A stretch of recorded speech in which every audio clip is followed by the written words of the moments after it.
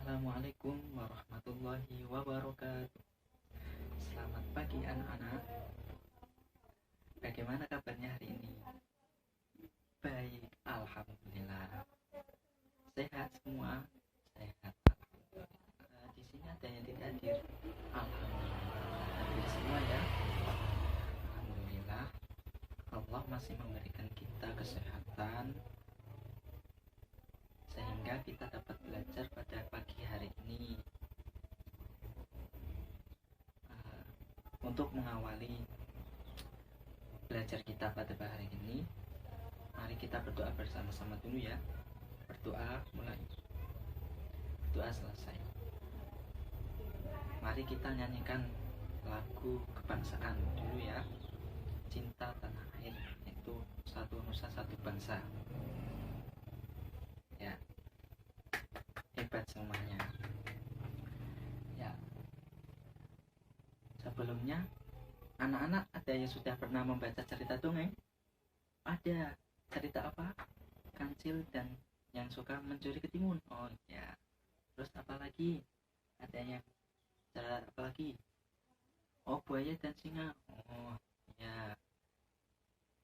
Ya, kita yang kita nanti akan pelajari yaitu tentang cerita dongeng. Terus unsur-unsur yang terdapat dalam dongeng tersebut. Kemudian juga kita nanti akan belajar tentang sifat komunitatif pada perkalian. Terus kita akan menirukan gerakan hewan. Ya, kita akan belajar cerita dongeng. Cerita dongeng adalah cerita yang tidak benar-benar terjadi atau hanya hayalan atau karangan biasa. Ya, bisa tentang hewan. Cerita ini dibuat untuk memberikan pesan atau kepada si pembaca. Ini ya, baik, ini Bapak punya cerita judulnya Tikus dan Gajah. Silahkan kalian baca dulu ya. Ya, setelah kalian baca cerita dongeng ini, apa sih isinya cerita dongeng ini? Tikus, menceritakan tentang tikus dan gajah. Oh ya. Ya, siapa yang berani menceritakan kembali isi dari dongeng ini? Ayo, silakan. Oh, silakan Andi. Ya, beri tepuk tangan pada Andi. Hebat sekali Andi. Ya, setelah kalian membaca dongeng ini, kalian tahukah unsur-unsur apa saja yang terdapat dalam dongeng? Ya, satu, tokoh. Ya, tokoh, ada yang tahu tokoh? Tokoh adalah yang diceritakan dalam dongeng ini, yaitu tikus dan gajah. Ya, kemudian watak. Watak adalah sifat yang dimiliki tokoh dalam cerita. Ya. Unsur yang ketiga adalah latar tempat dan latar waktu. Latar tempat adalah tempat terjadinya peristiwa dalam cerita, dan latar waktu adalah waktu terjadinya peristiwa dalam cerita tersebut.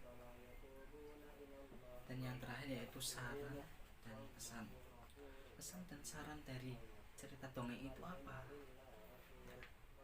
Bagaimana, sudah paham semua? Sudah.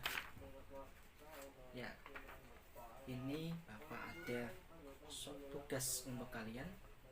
Silahkan dikerjakan dulu. Ya, mari kita bahas tugas yang sudah kalian kerjakan. Yang pertama, siapakah tokoh cerita dalam dongeng Gajah dan Tikus? Siapa? Gajah dan tikus. Iya, tikus. Bagaimana watak tokoh pemimpin tikus dalam dongeng Gajah dan Tikus? Wataknya bagaimana? Baik. Ya, suka menolong. Terus Yang ketiga, di mana letak tempat dongeng gajah dan tikus? Di mana anak-anak? Di hutan. Ya, bagus sekali. Yang keempat, mengapa pemimpin gajah meminta bantuan kepada pemimpin tikus? Karena kenapa? Terperangkap oleh jebakan pemburu. Iya. Yang kelima, bagaimana akhir cerita dongeng gajah dan tikus? Akhir cerita dari dongeng gajah dan tikus adalah mereka saling bersahabat karena sudah tolong menolong dan menjadi kawan yang baik. Ya. Kita sekarang ke pelajaran matematika tentang sifat komunikatif pada perkalian. Sifat komunikatif atau pertukaran pada perkalian yaitu, jadi dalam perkalian itu ada sifat komunikatif yaitu pertukaran. Jadi letaknya bisa kita ganti dari awal, yang awal diganti akhir, dan yang pertama, Adi mempunyai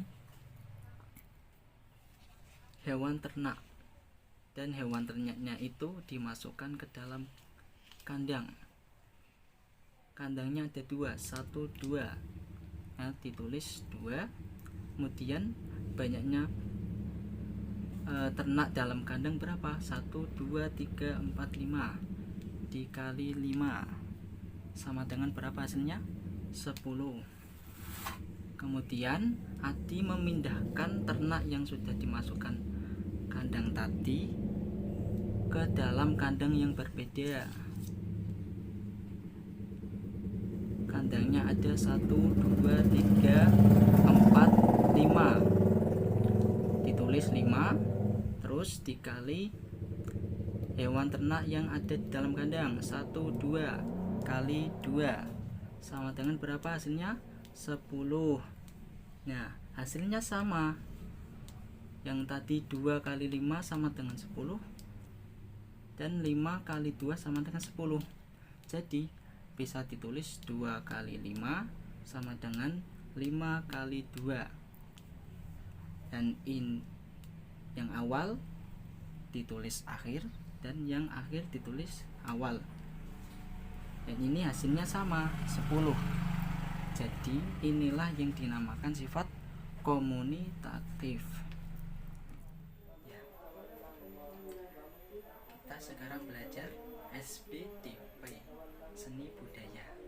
Kita akan mempraktekkan atau menirukan gerakan hewan.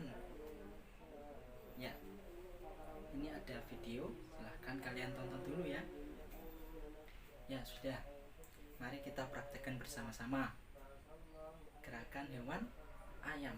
Yang pertama, berdiri tegak, terus sikut ditekuk dan diangkat ke samping kanan dan kiri, lalu gerakan ke bawah ke atas. Ayo gerakan semua, lebih cepat. Ya, sekarang praktekkan. Ayo, siapa yang berani maju? Iya, beri tepuk tangan pada Andi. Ya, dari semua pembelajaran tadi, ada yang belum paham atau ada yang ditanyakan? Alhamdulillah tidak ada. Ya sudah, alhamdulillahirabbil alamin.